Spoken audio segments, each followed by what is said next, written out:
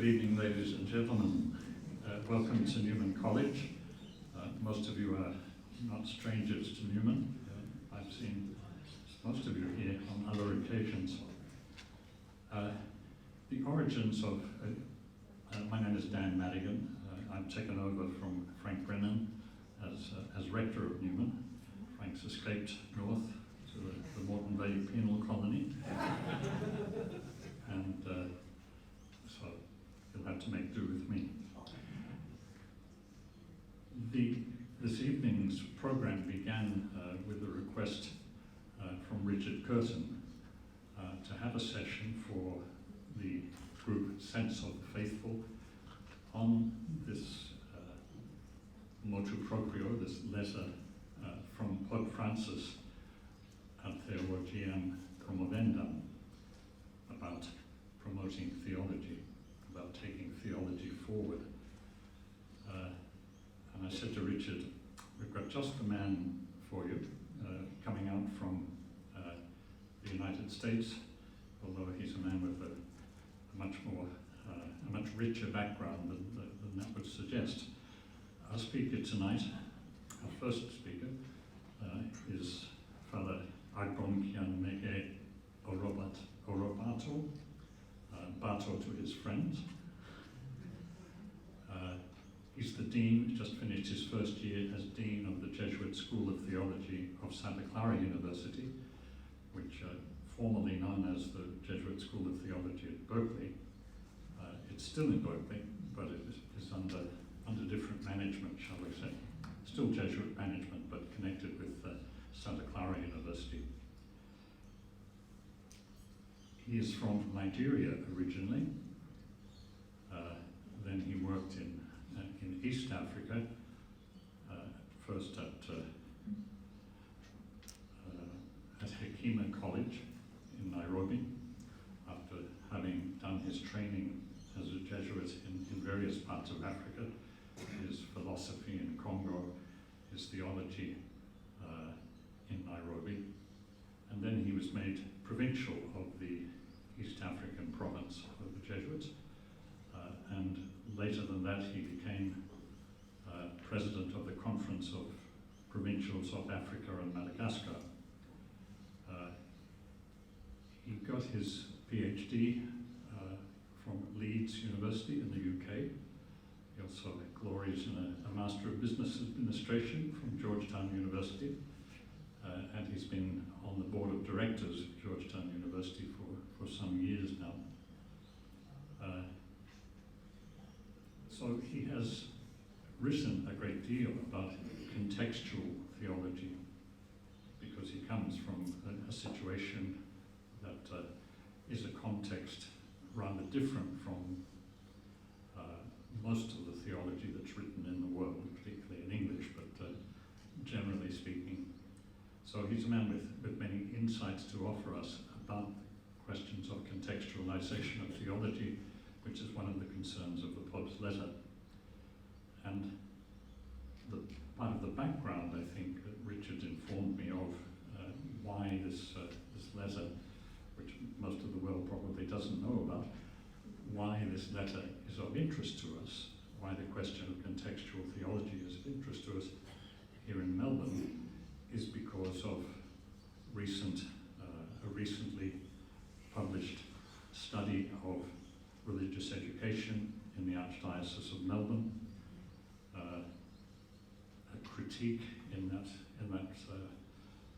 study of the methods that had been used, the project that's based in Melbourne, which has been so important for the dioceses of Victoria in developing a sense of the role of Catholic schools and religious education.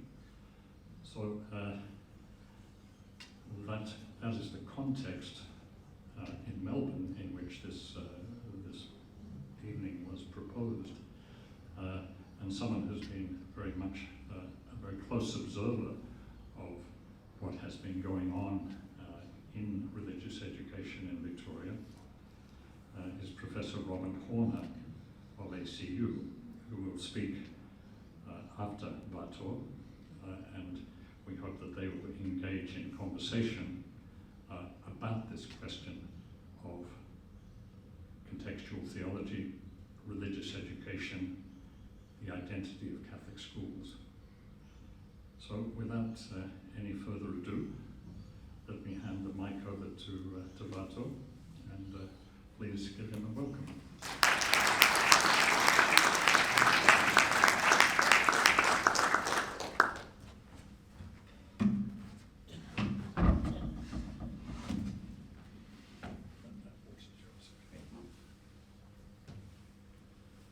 Well, thank you very much, Dan, for that introduction. Just would like to begin by making 3 brief statements. First, just to say how absolutely delighted I am to be sharing this moment with you. And thanks to the Jesuits, of course, for the invitation, but working with colleagues in very different contexts.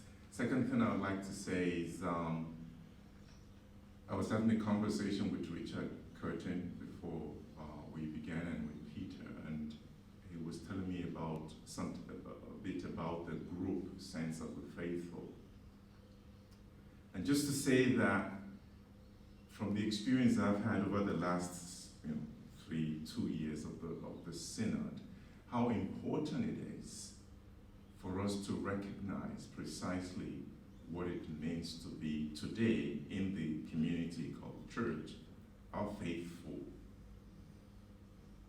And to realize that that comes with responsibility, which sadly it's not been possible for many in our community to assume because of the way the structures have worked.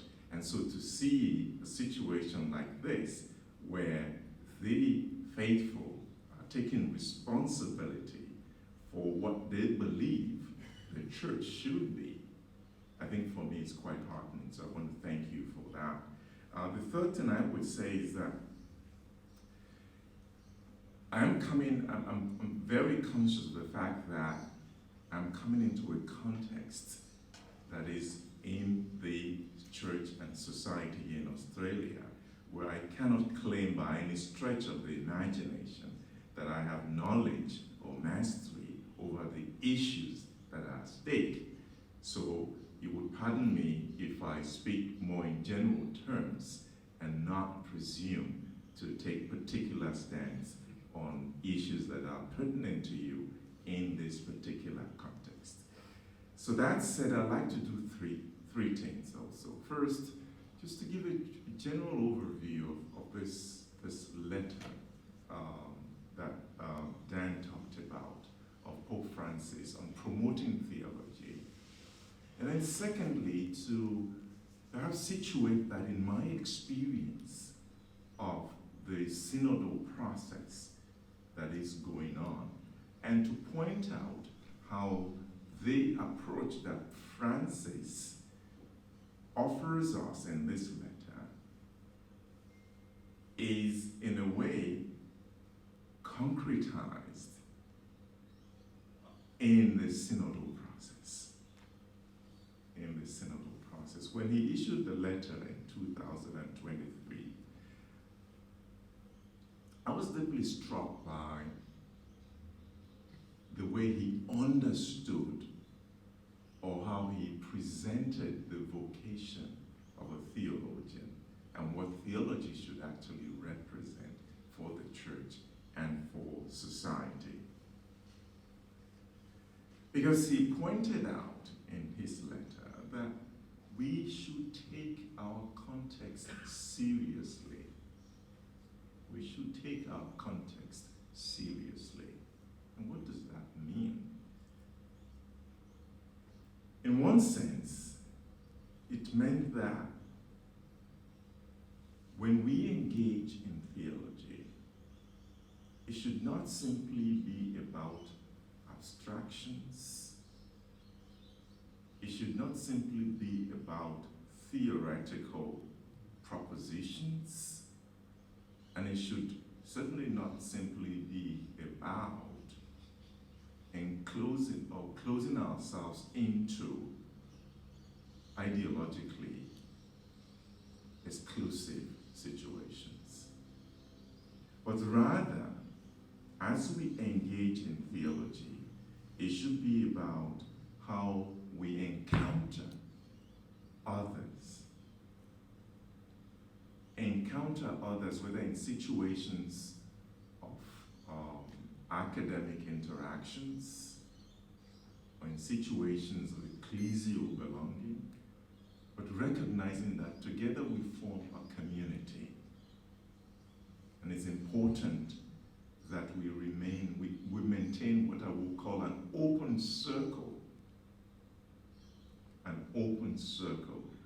that allows us to continue to engage with one another.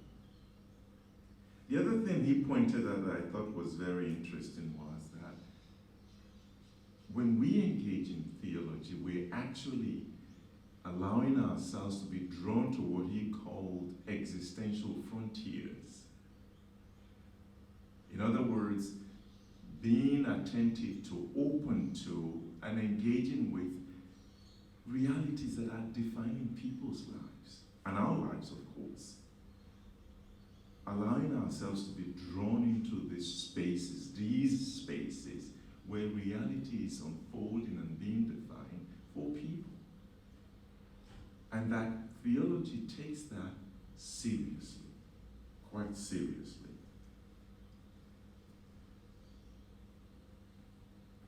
So as I thought about it, I felt this as an invitation to do perhaps 4 things. First, which I call encounter.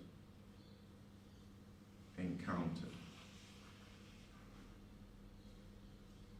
An invitation to allow ourselves to enter into a web of relationships, whether it's in terms of the discipline we practice, or the spaces we hold in our Christian communities called the church. Allow ourselves to be drawn into webs of relationships. And the second thing, in doing that, allow ourselves to enter into solidarity with other people's situations. So encounter, solidarity. Thirdly, allow ourselves to imagine new ways of being, new ways of doing, so that we are not simply stuck in the familiar, in the tried, and in the tested. But we allow ourselves to be imaginative, to be creative, to be innovative, to explore new paths. And thirdly, to allow ourselves to enter into a process of discerning just what these new paths are suggesting to us as people of faith and as theologians. And so when he talks about theology becoming fundamentally contextual, Francis invites us to learn to read our situation from the vantage point of the gospel. And in doing so, understand the conditions in which people live in their different geographical, cultural, and social environments. Geographical, cultural, and social environments. Now, I just talked about geographical, social, and cultural environments.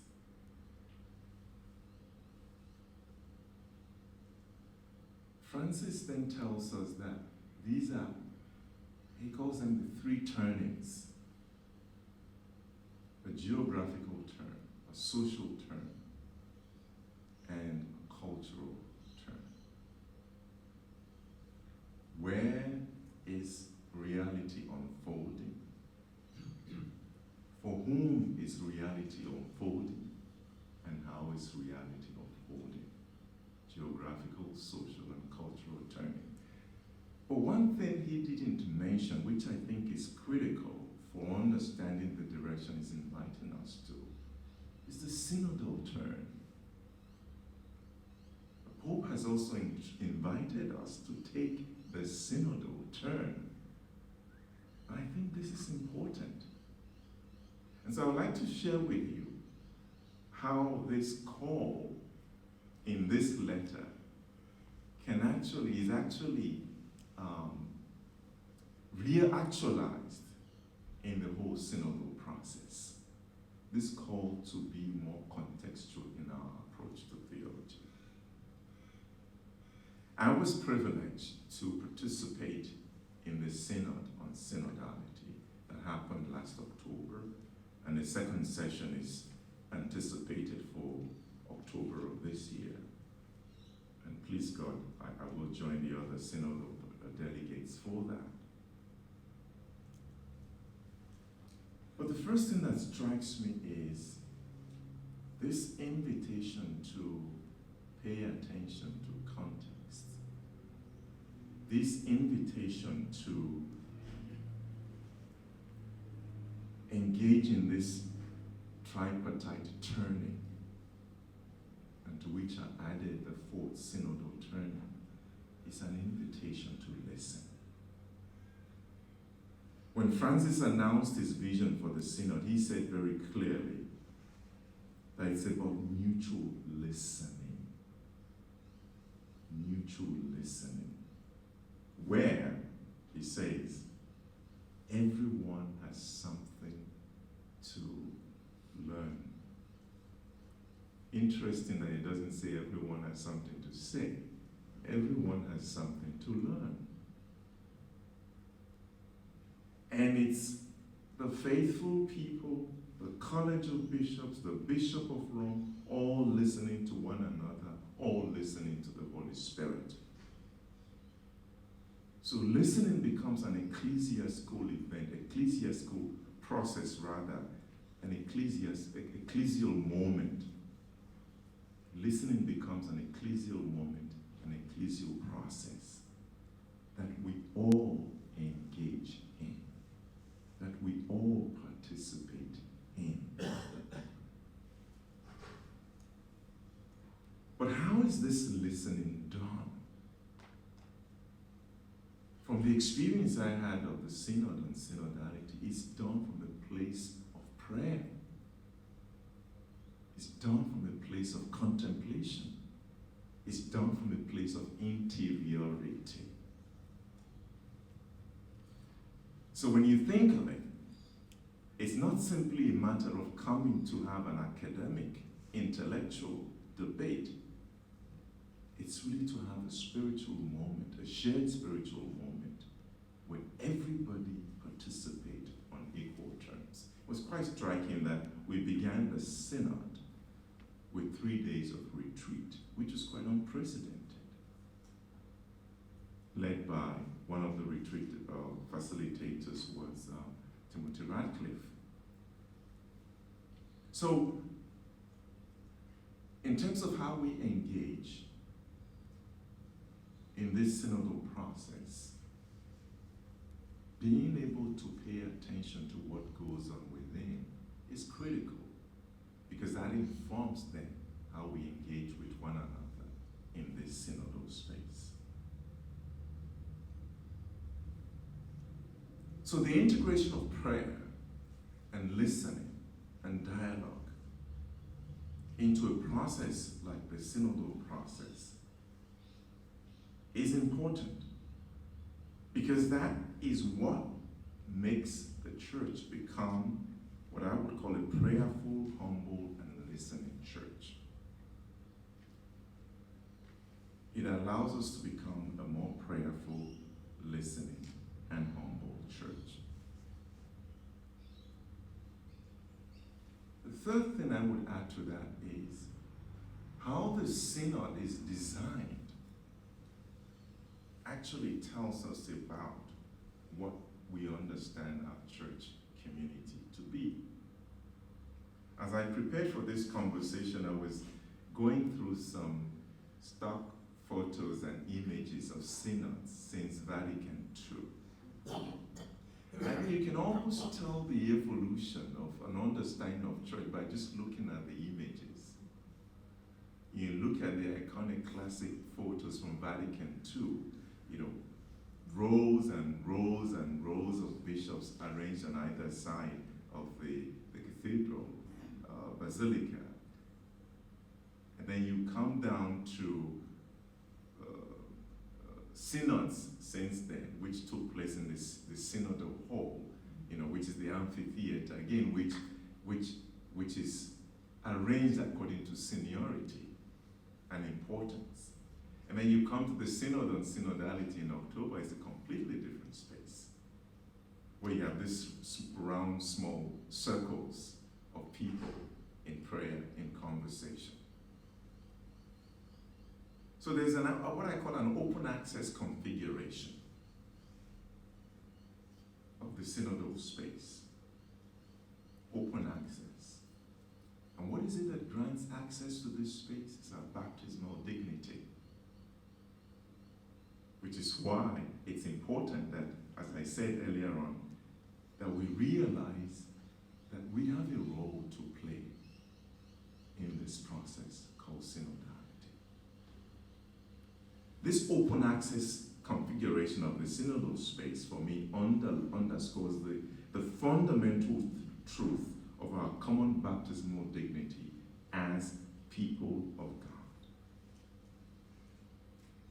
And it also means that there will be a displacement for some. Because this open access configuration is no longer simply occupied by people who have privileges ascribed to them by virtue of the position they hold in the church, but rather is accessible to everyone by virtue of our baptism. By virtue of our baptism, we belong to this space. The next thing I would add to that is the synodal experience allows us to experience the diversity of the community called the church. And that diversity is not only geographical.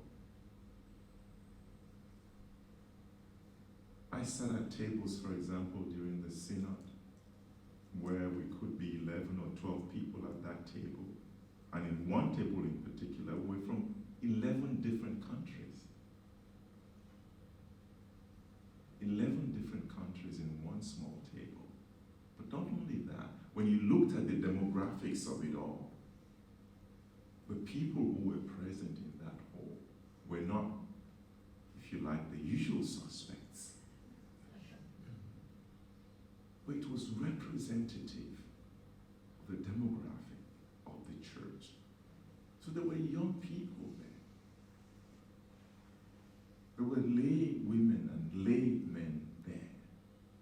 There were priests, there were religious women, there were religious men. Granted, the majority were still bishops and cardinals and people of that rank and status.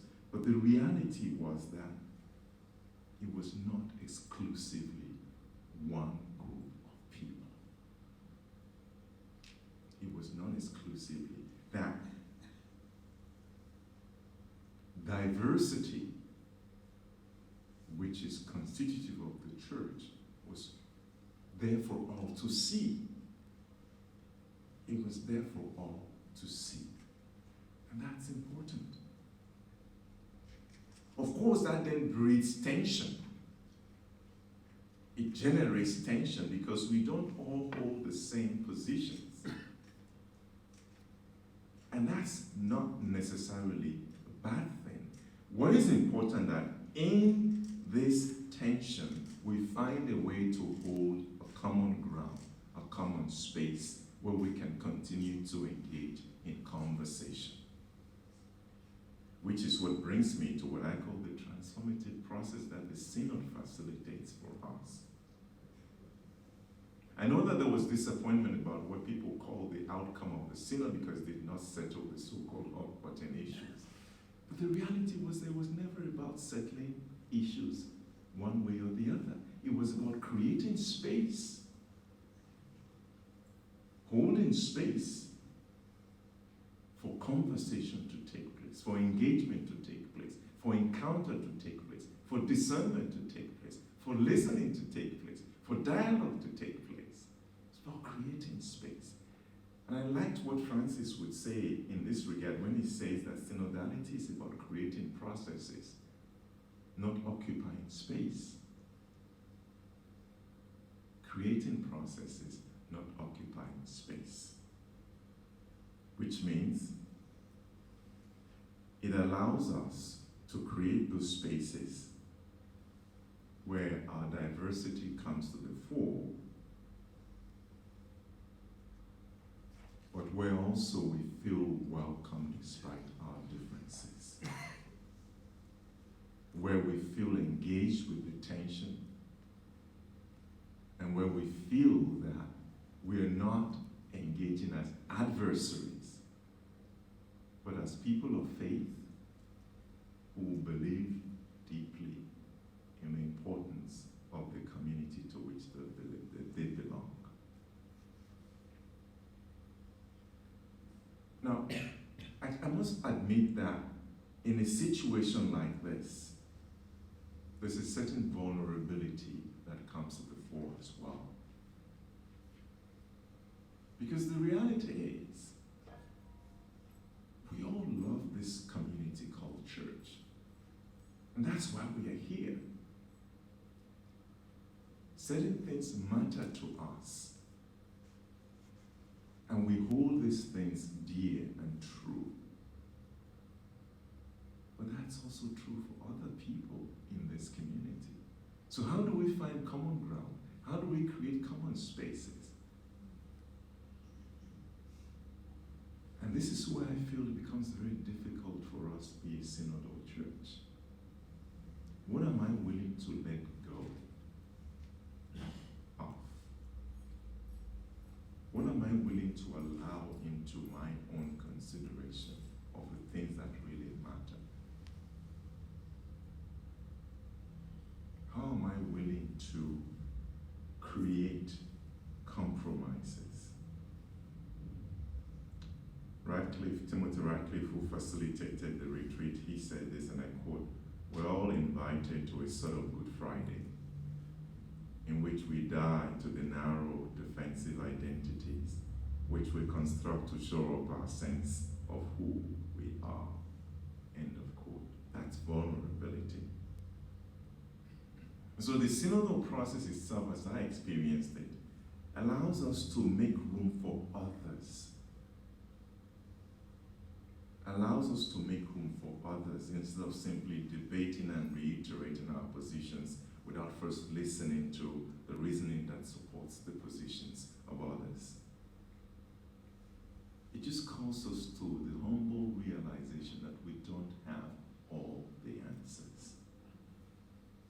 And I know that, and I speak from my own position as a priest, an ordained priest in the Catholic Church. I know that I have to struggle with this sense of certainty that I have answers to all the questions by virtue of the status that I hold in the church. But what I realize with this call to encounter, to solidarity, to discernment, is that I need to cultivate the humility to realize that I don't have all the answers. That the answers will come from our shared process of conversation, dialogue, and discernment. That the voices of everybody in this space, in this community, counts. It's not just the bishop, it's not just the priest, it's the people of God. It's about the people of God. And we are that people of God. We are that people of God. the tensions I observed, and again, this has been talked about very publicly. We call this process synod of bishops. And yet when you look around the room, not everybody is a bishop. How then is this a synod of bishops? Some people queried. How do you have a synod of bishops where a good number of the people present are people who are not invested with ecclesiastical dignity? This was how other people were described. People who are not invested with ecclesiastical dignity. How can that be a synod of bishops? Well, as Pope Francis clarified, well, first of all, we're all people of God. Doesn't matter the status, the station, or situation. We come, he says, from the people of God. So our voices matter. Whatever the issue, whatever the circumstance, whatever the context, our voices matter. And so, being a synodal church, or if you like, doing theology in a synodal way, really means creating space, making room for others. Making space and creating room for others. And this is difficult for people like us to practice. And I mean us as in people who have a certain claim to privilege and status in the church by virtue of the fact that we are ordained. This is difficult. And so the first moment of conversion, I think, should come from people like me, like us, who have enjoyed this privilege of status. That's where conversion should happen. And then, as part of that, we need to be more attuned to the voices of the people of God. In other words, people who are invested with baptismal dignity, and that's all of us. People who are invested with baptismal dignity, and that means all of us. So the call then to a theology that is contextual, that is synodal, is really a call to reimagine how we are church. To reimagine how we are church. That the community called church, to use an image from the preparatory document of the synod, is really a large tent. It's a large tent that welcomes every member who is endowed with this baptismal dignity. That doesn't exclude on the basis of status, of privilege, however this is defined, but that allows for a process of listening, of dialogue, of discernment on matters of consequence to the people of God. And it's up to us then to determine what are these matters of consequence. Of course, we know the issues that emerge from the synod, and this will be my closing point. But that is not what defines how we engage at our local level. Yeah, there are big global issues. But what are the issues that matter to us in our local context? And this is why I think that we probably would do better to start thinking about synodality not in the singular, but in the plural. That there is no one process of synodality, but there are processes of synodalities.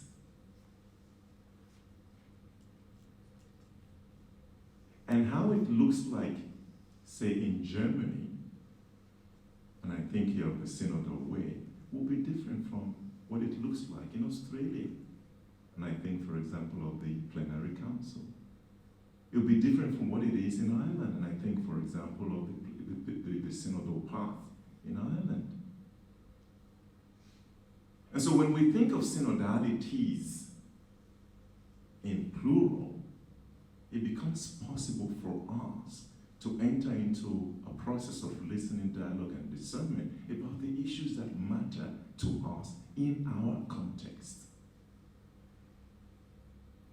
To identify what those issues are through a process of shared or common discernment, and to take responsibility for responding to those issues as people of God. In other words, it's no longer simply, we don't outsource the responsibility to people on the basis of their status or station or privilege in the church, but we take responsibility for engaging with these issues. When you look at some of the synodal processes, for example, in Germany, if I could take that, and I don't say, I say this not to make any value judgment on the process. And I know it's a very controversial process in Germany right now. But this community called church in Germany discerned that these are the 4 issues we want to engage with. How power is exercised, the role of women, priesthood, sexual morality. That's for this particular church. I know that we've had here in Australia the National Plenary Council to discern what the Spirit is saying to the church. And what are these issues that matter to this community? And this is not for one close group to discern, but it's for every baptized Christian to participate in discerning what these issues are. And to be clear about them and what weight they carry for us as people of God. And in thinking about synodalities, I do believe that if it is going to succeed as a new way of being church, it has to be an inclusive process. It has to be a process that allows the members of the community called church, the faithful people of God, to take responsibility. And I think this is what Francis has called us to in asking us to make these important turns to theology that is contextualized, in asking us to make a paradigm shift, in asking us to be more focused and attentive to the context of our times and of our age. I know from conversations that I have had that here in Australia, there are conversations and processes related to this synodal moment in the life of the church. But I want to say that I hope that as we engage with this, that we are able to honor the gifts that each one brings to the table. That we are able to embrace the rich diversity that we all represent, and that we're also able to have the courage and the humility to listen to what the Spirit is saying to voices of the people of God.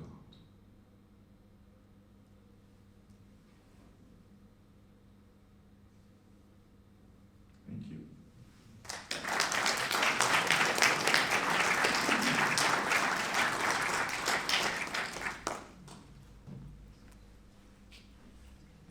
Thanks. Thank you, Barto. I'm going to call on Professor Robyn now to respond to that and to open up with a bit more local knowledge of the situation and bring us then to our general forum. Robyn, as you know, is a professor in the School of Theology at ACU. She's also a member of the Institute for Religion and Critical Inquiry. Her field is continental philosophy, particularly phenomenology, fundamental theology and hermeneutics, all those big words, which disguise perhaps some very fundamental experiences that we all have. And Robyn is someone who is able to look through these large words and to explore questions. What does it mean to have faith? What does it mean to be atheist? What does it mean? What does it feel like to believe? What does it feel like to, what is the phenomenon of revelation? So there's a great deal to Robyn's work, which is important to us all. But you've probably got some insights, Robyn, and I'm just getting in a plug at the beginning. I hope you and Barto might repeat that interchange you had this morning about missionary violence. You'll find out what it means.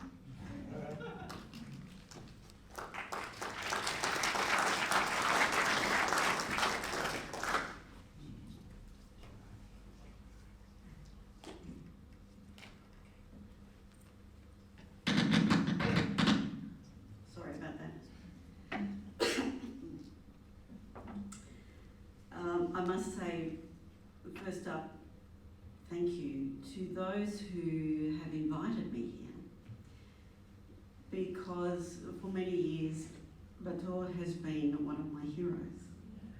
He didn't know that till I told him today. But I first heard Bator speak in Leuven. He tells me that was in 2011, so I've been waiting a long time. And I hope that after listening to him, you'll understand why he's one of my heroes. When I first read that notu proprio, I felt like I had been unshackled. There was a sense of enormous release and relief. In fact, a real joy that's been kind of missing from my experience of church for quite a while. And I think what Bator has done in unfolding that process of synodality has actually helped us to understand that document about doing theology. There's a lot of complaints about not really knowing what synodality means. And I think that's quite deliberate and appropriate. It's the doing of synodality, not the defining of it so closely that it becomes a straitjacket, again, for doing theology. So I like that, and I like about Francis that he leaves many issues unresolved. He refuses to be drawn into conversations about who's in, mostly, and who's out. And I think the document on theology, and in fact the synodal way, represents that refusal to settle for something that's too narrowly defined.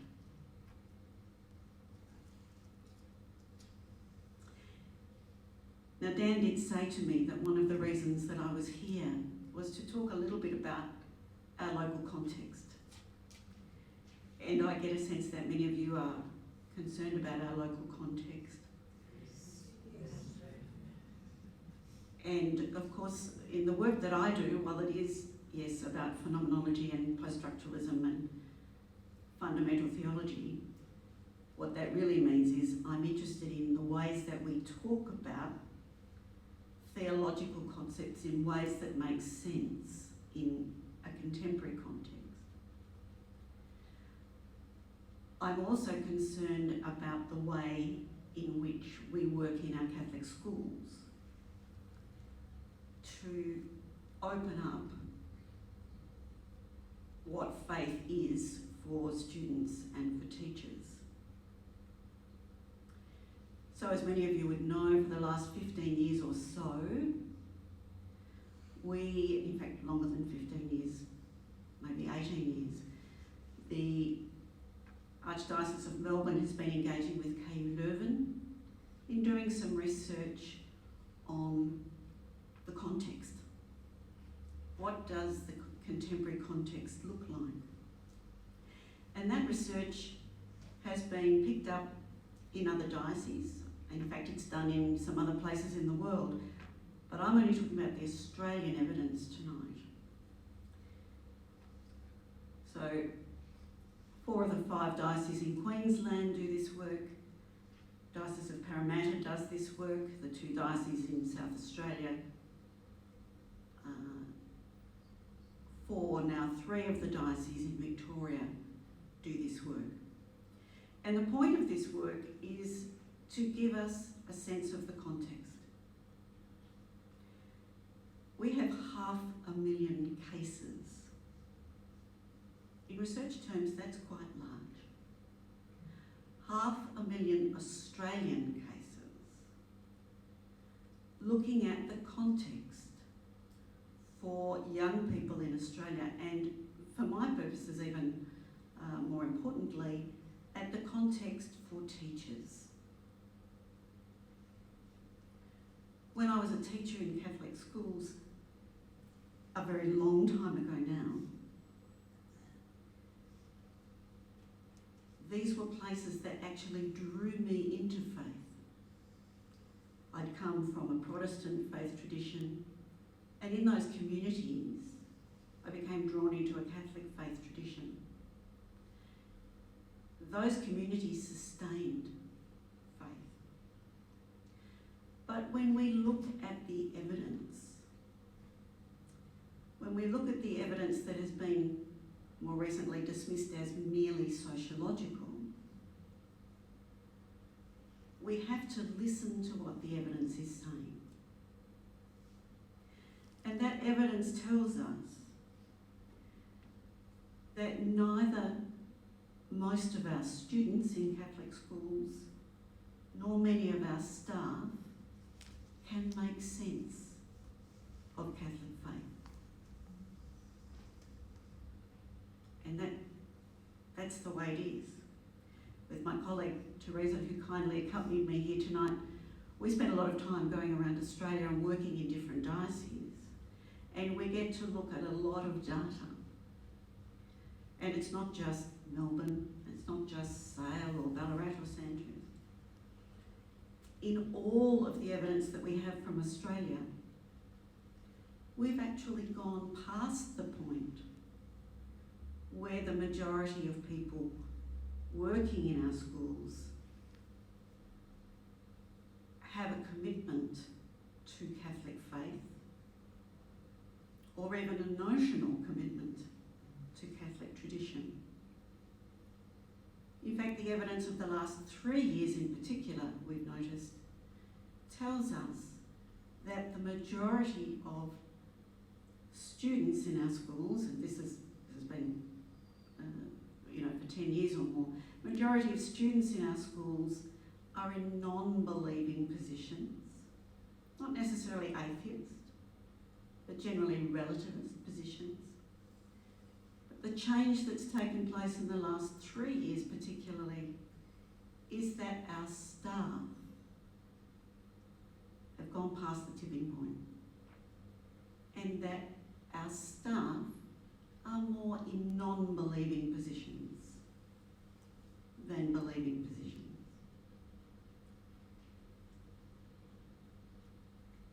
The evidence shows us that sometimes when our staff think that they are teaching in a way that is faithful to the church, our students, using the same survey when we compare the two, tell us that that's not what they're receiving.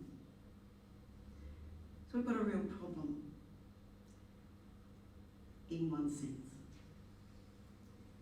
That our Catholic schools, on the basis of this evidence, are not places where it's easy to pass on the faith tradition. Now, it doesn't mean that we've gone to hell in a handbag. I think it's really important to say that, because the people that I meet going around Australia are wonderful people. We have some really good people in our schools, our leaders and our teachers. But it's clear that we're going to need to do something differently if we're not going to go to hell in a handbag.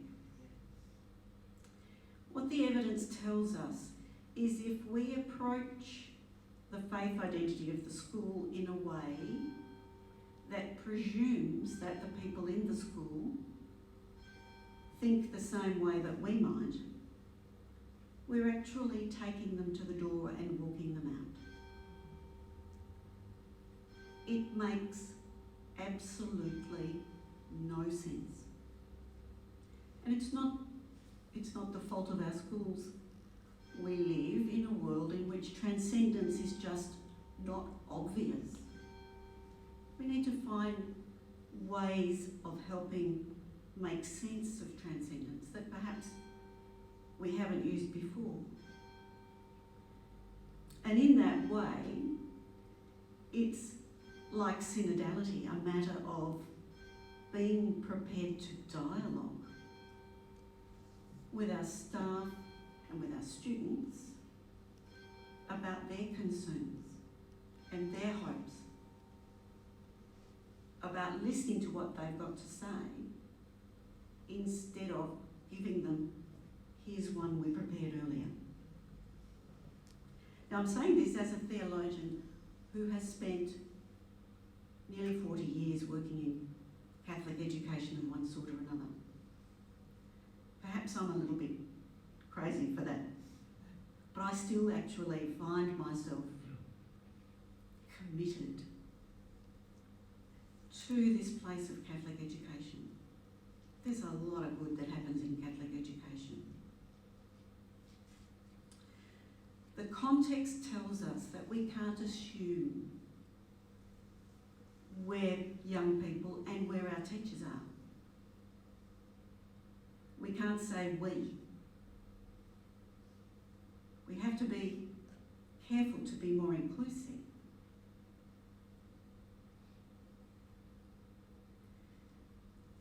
What the evidence shows us is not that there's an answer, but there's a suggested way forward where there's a lot of resonance between what the Leuven theologians are saying and, in fact, what the Vatican is saying, which is this word dialogue, which is listening, which is holding open in a space where there's a possibility of diversity.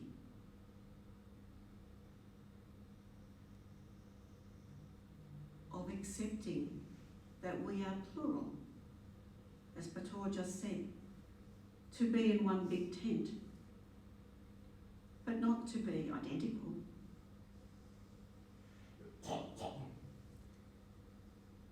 said to Dan I could talk underwater with my mouth full of marbles about this. So I need to stop.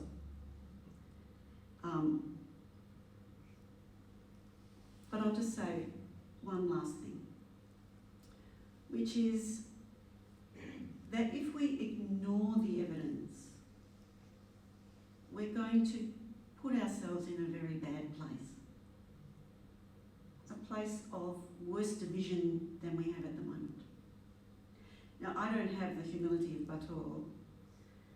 I find it very hard to sit in a room with people with whom I massively disagree. I need to be able to let go of that sense that I have with a title. I'm well educated. I need to be able to let go of that sense of, I know what to do, not that. I need to be able to let go of that. But I also need to stand up and to have people stand up alongside me who can own their baptism and who can ask to dialogue and who can accept that for Catholic schools to go on being Catholic, we need to do something very different. There's a kind of a sadness about that in some ways, but there's also hope. We're sunk if we don't have hope. Anyway, Bator, I'm not sure that I've responded really adequately to what you've said, but it's a start.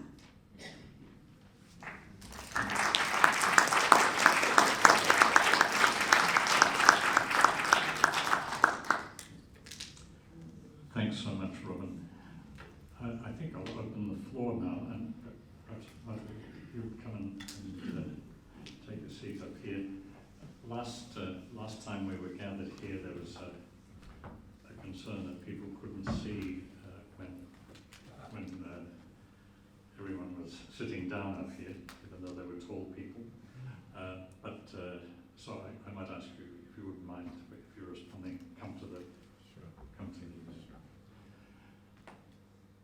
So the floor is open. The phone is ringing.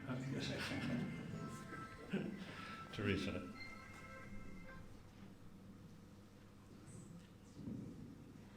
Robyn and Bator, thank you so much for those really important and helpful reflections.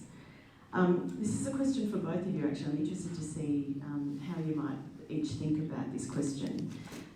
In a recent letter to the International Network for Societies for Catholic Theology, the Pope called for theology to be exercised as a creative fidelity to tradition, and that it be undertaken in an interdisciplinary axis, if you like. Can you each talk a little bit for us about how you might understand those ideas, interdisciplinarity and creative fidelity to tradition, the tension between, if you like, conservation and innovation, and how we sit in that space? Thanks.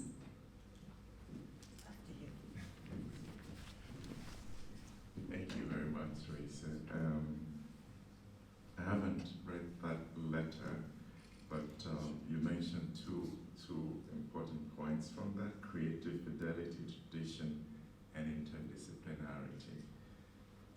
As a Jesuit, I would say that the expression creative fidelity is one that was very dear to one of our past generals, Peter Hans Kolvenbach. He even had a whole letter on that expression, creative fidelity. And for a while, that was a buzzword amongst Jesuits, creative fidelity to tradition. You can almost take apart each of those three words and do an analysis of what they mean. But putting them together, for me, allows us to first own what we have been entrusted with as Catholic intellectual tradition, at least speaking as a theologian, or traditions of the faith, valuing that as important honoring that as constitutive of who we are as a community. And being faithful to that, or fidelity, calls me, in my own situation, to explore ways in which that continues to be relevant. And doing that in a way that is creative. That doesn't simply mean holding in a literal sense to what this tradition dictates, but actually dynamically exploring how it continues to grow, even in my present context. What does this tradition say to my context today? And how might I understand it in a way that allows me to see it differently, but also constructively? So, speaking about tradition, I do subscribe to that understanding, and I think Pope Francis had a hand in formulating this, that it's not simply just the tradition, the transmission of the faith of dead people, something like that, but it's really the transmission of the living faith. You know, it's the transmission of the living faith.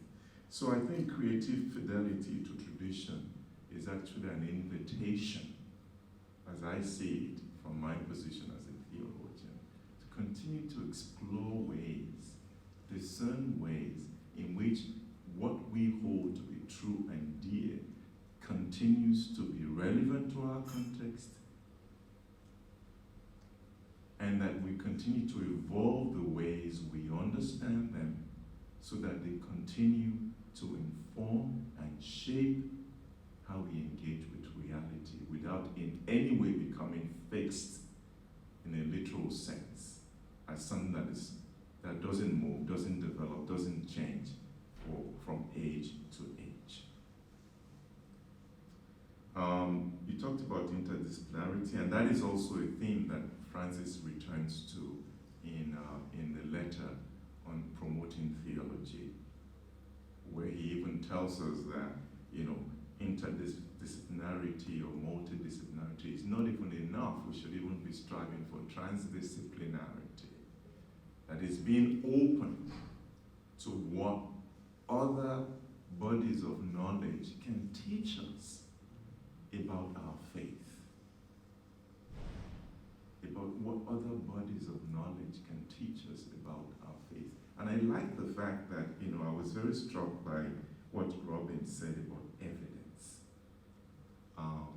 Evidence. What's the evidence? And you know, this is not a word we use, you know, routinely in theology.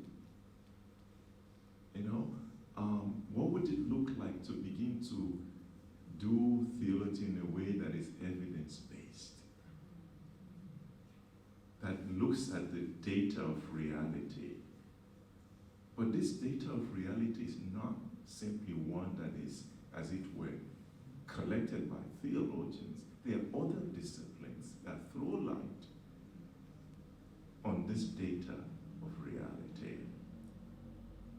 And so the call to interdisciplinarity or transdisciplinarity for me is actually an invitation to open our space as theologians to learn from what other disciplines are discovering about the reality of people's lives. And that calls for a certain humility. You know, there was a time when we used to think of theology as the queen of sciences, the queen of the sciences. Thank God, you know, we've gone beyond that. But to realize that there is a lot that we can learn from engaging with other disciplines, from approaching reality from a variety of perspectives, including the theological perspective, and therefore gaining a richer insight into what reality is, and therefore what implications that have for our faith. So I do believe that we need that approach of interdisciplinarity or multidisciplinarity or transdisciplinarity, because it actually calls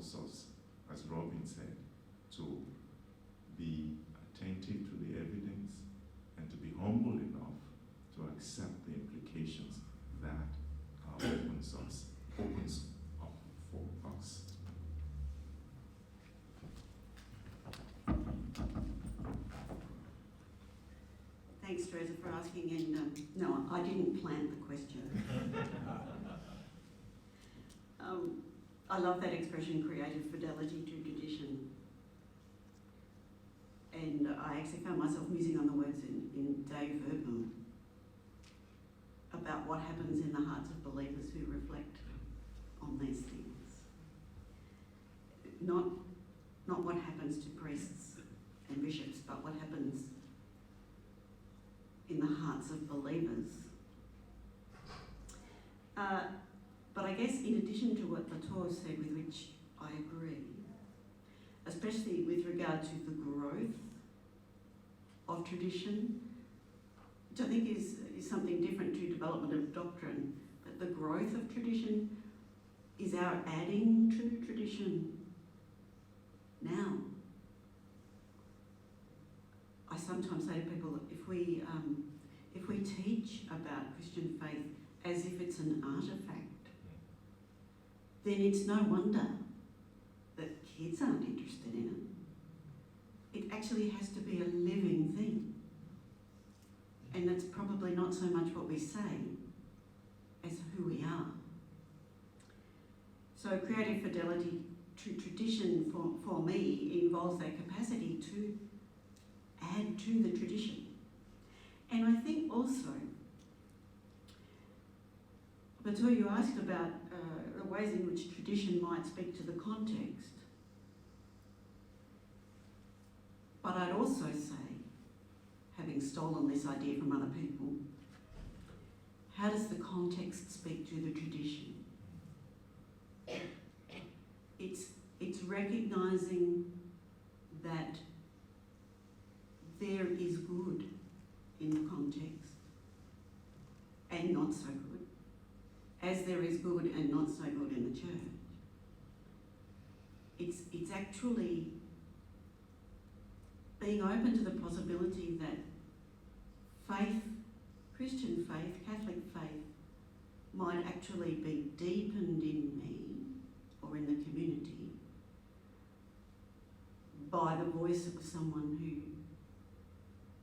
doesn't declare themselves to be part of that community.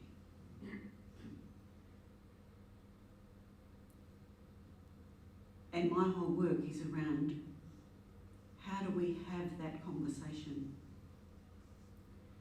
We know that there is no one culture.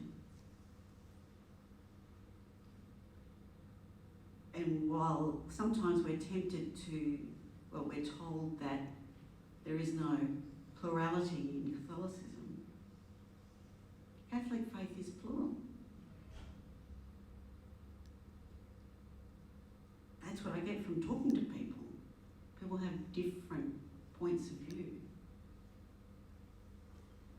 And I'm not saying that there isn't a need to discern what's life-giving and what's death-dealing. But from the plurality of the Catholic faith to the plurality of the context and vice versa. There's not just a one-way conversation, or not even a two-way conversation, but there are actually multiple conversations happening simultaneously. And that's not a comfortable position to be in. Sometimes it means that we can't resolve particular issues. But so long as we think that we can resolve something once and for all, guaranteed we've excluded somebody. The other thing about interdisciplinarity that I would say, it seems kind of obvious, but maybe it's not. There is no theology without context. Theology is not some esoteric language that can exist in its pristine world of its own. It utilises the thought forms of our cultures. At times, it borrows from philosophy, at other times from psychology, sociology. So that need for transdisciplinarity is indeed the recognition that the incarnation is only the incarnation because it's about humanity as well as about God. And a human person and human life, insofar as we can, we can't take that out of the context of creation from a Christian perspective, but that what is of matter to persons, you know, the joys and hopes. We're still there in the 60s, the joys and hopes. What matters to people matters to theology.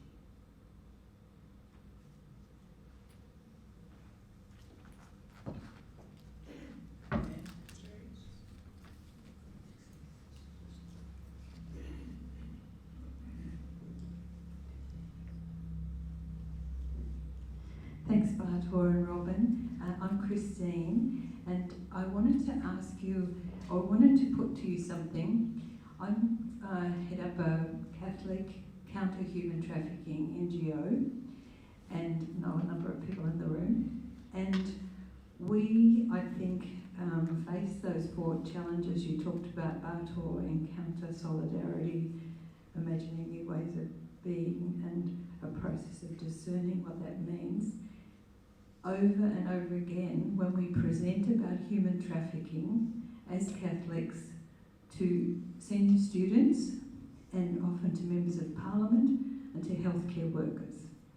And I can guarantee you that every time we do it, I can't think of a time when I didn't experience this, people are switched on. They're called to be their best selves. And there's a sense of the spirituality, the commitment to justice, and the commitment to being part of a community. And what I want to ask you about is when you describe the tent and say that there's no discrimination. Of course, women are discriminated against all the time. And in my little NGO, 90% of us are women. So what I'm saying, what I want to ask or put to you is that in those majority bishops and cardinals at the synod, we can't be that. I don't want to be ordained so I can say Mass. I want our sisterhood to be acknowledged as a powerful, calling people to be their best selves in this church force. And I think that we should always start every one of these sort of meetings by saying, well, let's say we are discriminating against more than 50% of the church, and then keep going. Thanks.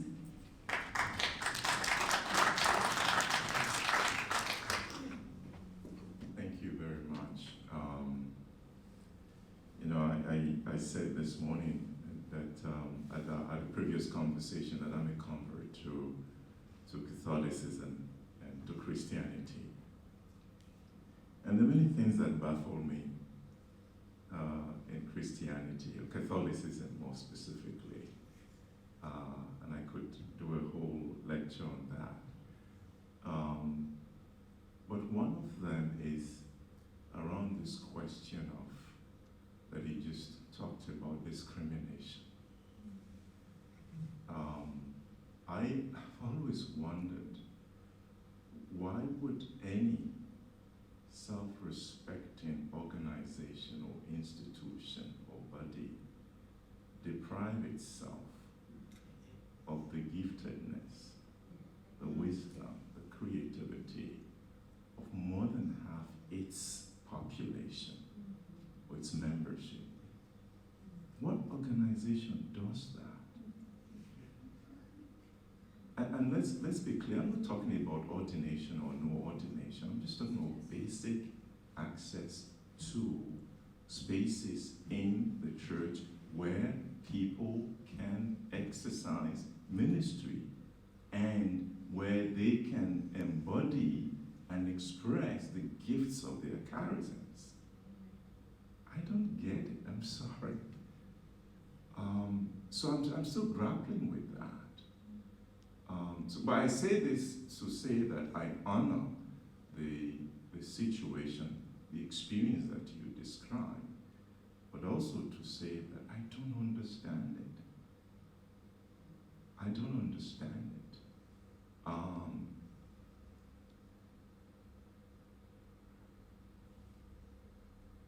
I expect that as a community of faith,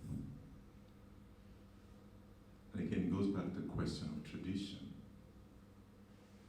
that we are open to new ways in which the Spirit calls us forth when it comes to exercising our baptismal dignity and the responsibility that comes with that. But you see, I think when, in business they celebrate this centenary organizations that have existed for, or corporations that have existed for more than 100 years. I think that comes with a bit of a drawback, that when you've existed for that long, change can become threatening. As a community, and I speak as someone who has joined this community quite late on, we have existed for a long time. We've become used to a certain way of doing things. And it becomes difficult for us to experience change, transformation, and conversion. And it relates to the point you made. You used the word discrimination. I think in my book, there is no room for that in the gospel of Jesus Christ. There is absolutely no room for that. And where it exists, it behooves us to name it. To name it as sinful. As sinful. And I speak as one who considers himself as part of the problem. Because I belong to the same exclusive institution that derives privileges, and I would add perks, from the fact that I hold a certain status within this community that is not allowed others for reasons that I see no logic in at all. So I just hope that as a community, we remain open to change. That our context can speak to this tradition that some of us define as rigid and fixed and inflexible.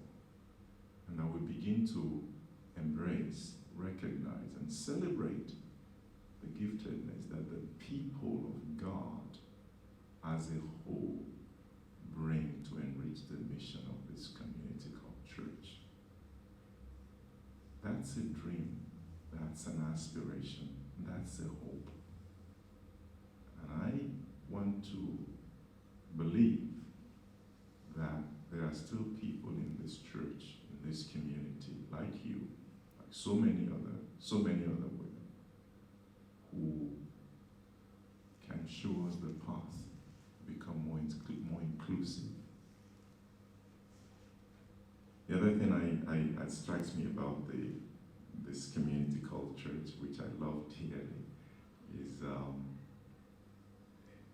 sometimes there is a very clear dissonance between rhetoric and reality. And when you look at church documents on women and they're ministering in the church, and Pope Francis does this all the time, it's very flattering. It's very flattering. But how does that become incarnated in reality? It's not enough to say, oh, the church is a woman. What does that mean in reality? I mean, we talk about all the time the feminine genius, what does that mean in reality?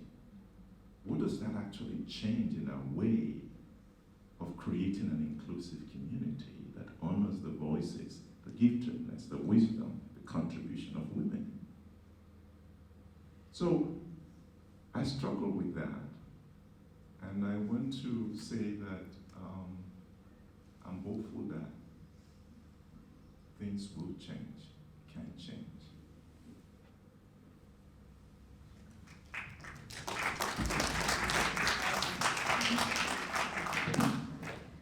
It was Christine, yeah? Yeah. Christine, thank you for naming the elephant. You kind of need to name the elephant in every meeting. Yeah. Which raises for me, the question of how do you stay?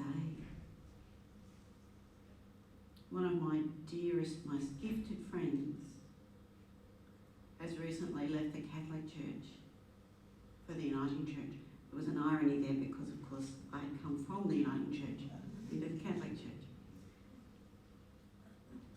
And, do you get to that point where you just feel like you can't do it anymore?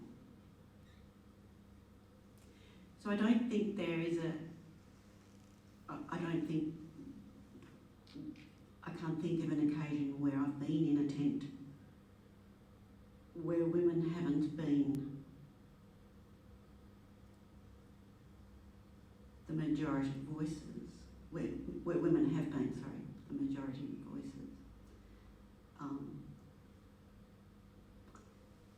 If I can tell an anecdote from a conversation that I had with Teresa in the car on the way over here, we were talking about the Australian Catholic Theological Association. Do you mind if I, now that I've gone down this path, tell your story? And Teresa has done an analysis of the papers delivered at ACTA since 2015. And I think she said, in 2015, there were 19 papers given, 18 of them given by men. And all the men gave 45-minute papers. And the woman gave a 30-minute paper. And so she's done an analysis from then to now. But it's still the case that it's much easier for a man to sign up to do a 45-minute paper than for a woman.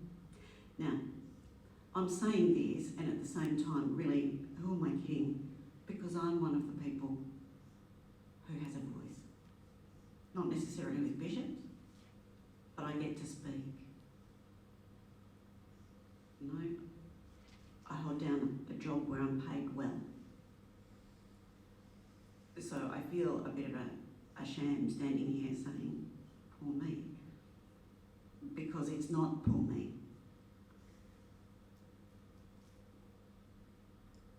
That, I think, is the reason why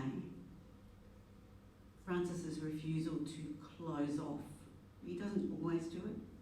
The thing on deacons this morning was a good example. But his refusal, by and large, to close off questions is a refusal to present something definitively that's going to exclude. As I say that, I know he too excludes. But I think that way of approaching, where there's an openness to recognising that whatever we say about something, invariably we've left someone out. We need to go looking for who's been excluded.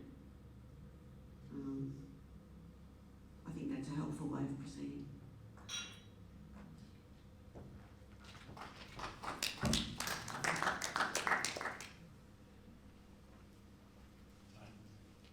Time is getting away from us. Just check my phone. Masquerading as watch. Just to take one more.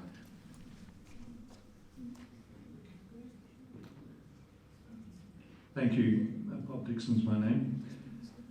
Batua and Robyn, thank you very much. Batua, I wanted to just draw your attention to something in the Australian Church which you may not be aware of, but then again you might be, that you'll know.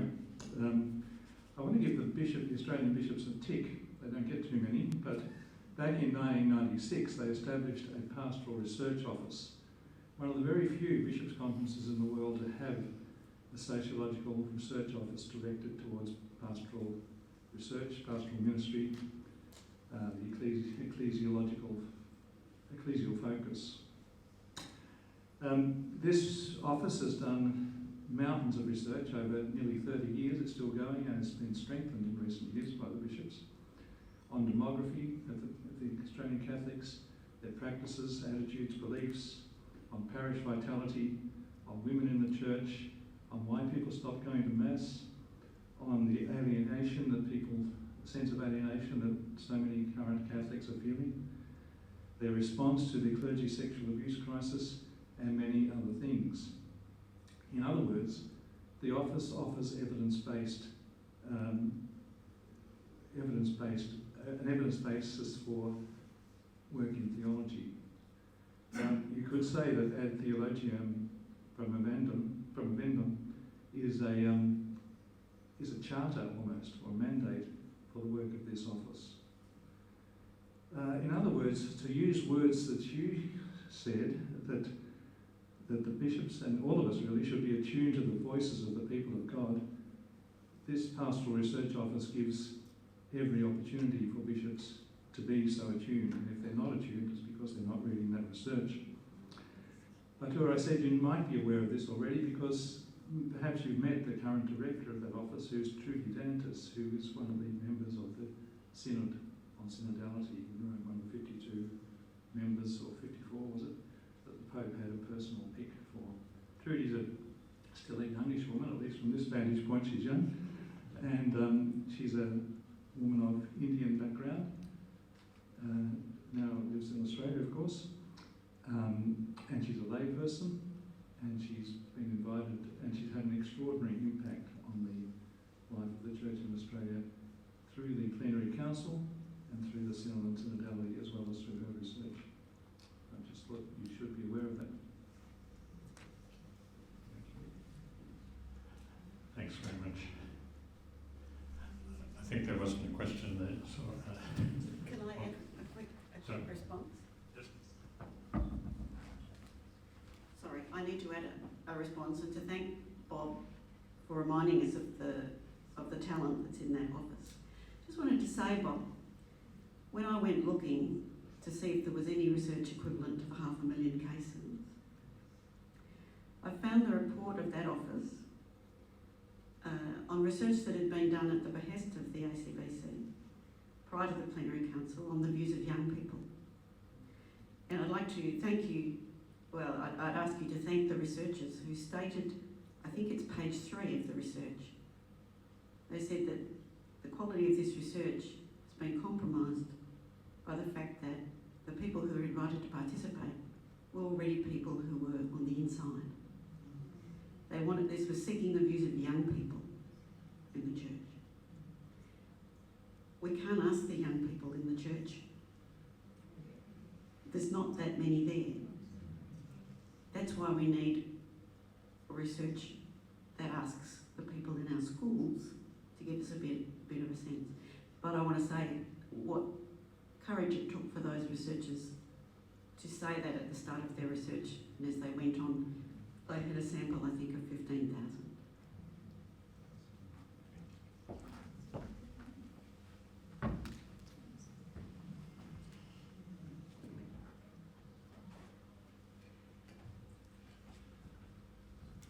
We did promise you a 6:30 finish, and we've already failed on that promise. But I'm sure you're happy enough to continue on until now. One of the images that comes through in Theology Prof Robyn is the image of the Good Samaritan, and as the church, or the theologian, the theologizing community of the church, pouring wine and oil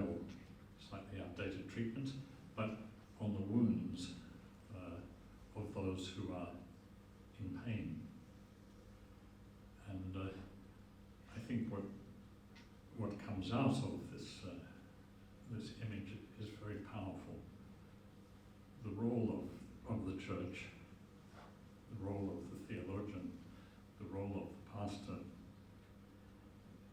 is precisely to hear the cry of the wounded in their various ways, and that the word we speak is not a word of definition. It's not a word of boundary setting. It's a word of healing. And precisely this kind of openness to the reality that we're facing, and an openness to the Spirit that seeks to heal the woundedness of the church and of our society, is what drives us to be theologians. It's what drives us to preach. It's what drives us not just to catechize and make sure people have a certain amount of knowledge, but to be bearers of good news, be bearers of a healing word, be bearers of a hopeful word. And I think you've seen in these two theologians who've spoken to us tonight what it is to have a heart for the world and a heart for the wounded. And you have heard that each, in his or her own way, speaks a word that is healing, speaks a word that is hopeful. So let us thank our sister and brother theologian, and